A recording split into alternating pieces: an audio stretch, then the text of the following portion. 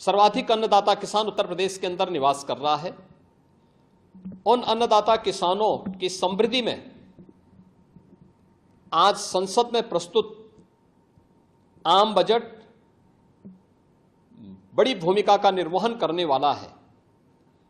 युवाओं के लिए लाखों नौकरियों के साथ साथ मध्यम वर्गीय परिवार के लिए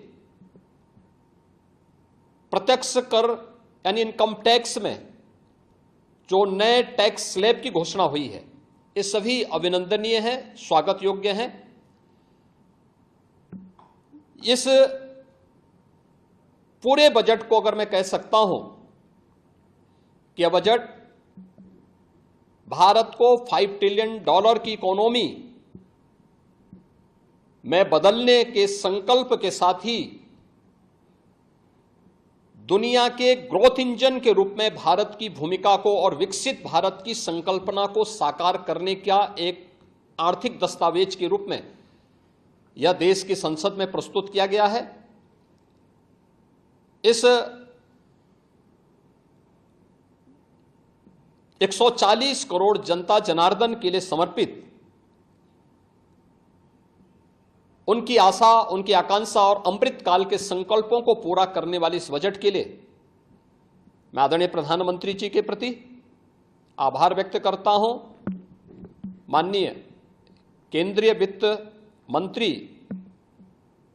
माननीय श्रीमती निर्मला सीतारमण जी को और उनकी पूरी टीम का मैं अभिनंदन करता हूं।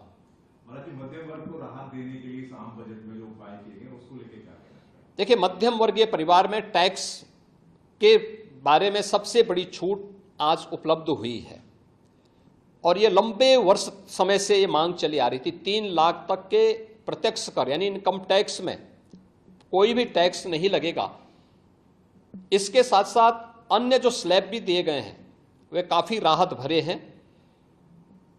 अलग अलग सेक्टर के लिए जो प्रावधान किए गए हैं, गांव के लिए, गरीब के लिए, किसान के लिए, नौजवान के लिए, एमएसएमई सेक्टर के लिए, ये लाखों नौकरियों को क्रिएट इससे होगा। इंडस्ट्री के लिए जो प्रावधान किए गए हैं, मुझे लगता है ये सभी स्वागत योग्य हैं और नौजवानों के लिए, समाज के हर तबके के लिए, महिला सशक्तिकरण के लिए, अन्नदाता किसानों के लिए, सभी तबके के लिए जो कुछ भी प्रावधान इसमें किया गया है, मैं कह सकता हूं कि यह राम राज्य की अवधारणा को साकार करने वाला एक सर्वस्पर्शी, सर्वसमावेशी और विकासोन्मुख बजट के रूप में यह मोदी 3 का यह